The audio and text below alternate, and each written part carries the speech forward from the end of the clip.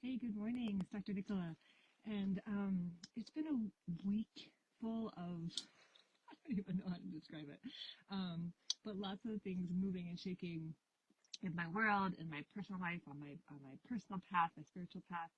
And this morning, and I didn't sleep well last night. And this morning, I really just felt this need to move energy. And my son's still sleeping, and and I didn't feel like being inside, going to the gym, something like that. So I came out for a hike, and I thought I would share this with you because I feel like it's really important. Sorry, I just came up a big hill and I'm like hot and sweaty, which is great. But so oftentimes when we have this energy, it can like contract in our body. It's not a conscious thing that we necessarily choose, but it can just happen, right?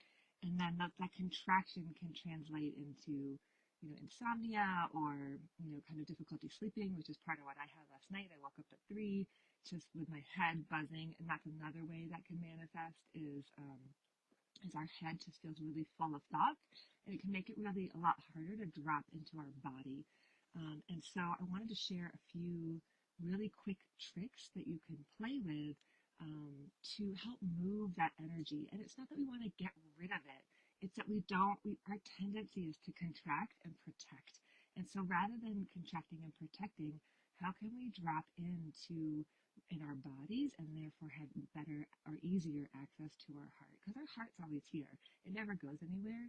It's just these beliefs and these stories and these layers of protection that can filter the heart or shift our access or our perceived access. Oh, there's my dog. That's Blue.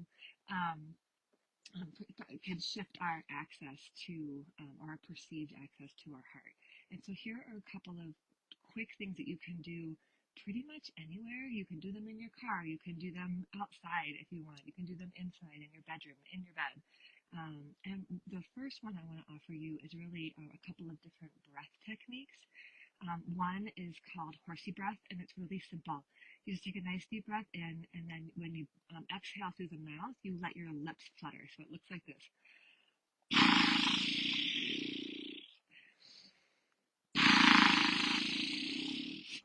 And it always makes me laugh, and I just feel a little more lightness come into my body pretty quick, and so I can really shift that heaviness. Another one is called lion's breath, and so this one is a little bit more out there, quote unquote, but it's fun. Nobody's watching, so it's fine.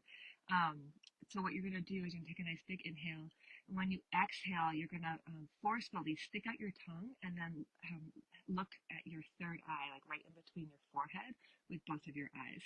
And so you can do this 5 or 6 or 7 times. And so it looks like this.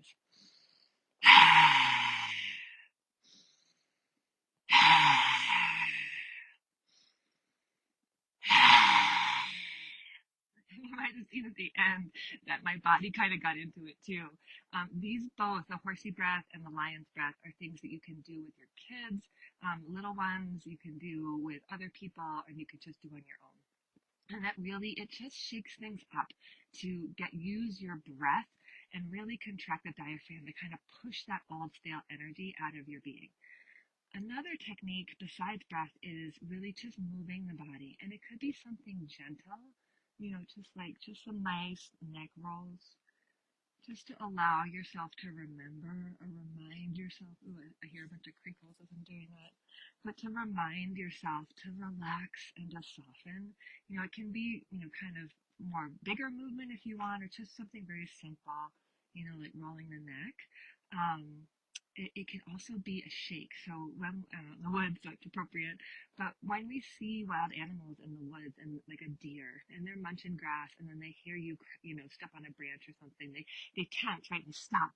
And then once they realize it's safe, they kind of shake, and then they go back to munching the grass. And so we, as animals, that's part of our natural instinct as well. And so it can look as simple as just kind of a little shake, or it can be like a, just kind of shake it off and just kind of imagining all that energy just kind of falling off of you, so that you can just have more movement, have more fluidity, and have, again, more access to your body. Now, for the Triple Crown, you can combine these practices. So you can do a little horsey breath with some movement. You can combine lion's breath with some movement. get really big with it. You can get your legs involved if you want, and just literally shake it off. And again, this isn't to get away from what's happening to us. Even right now, like I can feel my cells more alive. I feel my body more connected. And there's just really, and then there's also vocalizing. And so it could be something simple like a big sigh breath, but you're actually vocalizing. It can be a little more loud where you kind of maybe start high and kind of get low with your voice.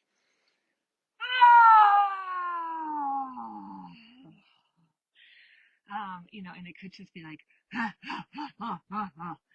it could be whatever you want, but using your voice and letting yourself vocalize can also be a really powerful way of moving energy in your body. Because a lot of times we will get stuck in this throat chakra, stuck with communicating. Maybe we've tried to communicate and we haven't been able to.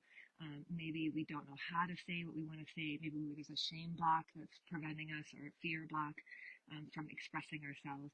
And so getting into this idea of vocalizing and using your voice can be really, really helpful to keep that energy flow going.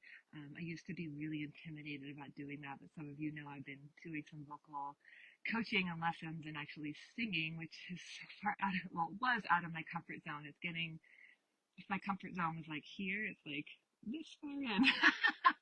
But I'm playing with it more because it feels good to get loud in the voice, to just move emotions. So again, none of this is to get away from how we're feeling. It's really just to unburden ourselves from the layers of heaviness so that we can actually get more closer to what's really here, and then really work with that from a heart-centered place, not an intellectual kind of heavy brain-centered place.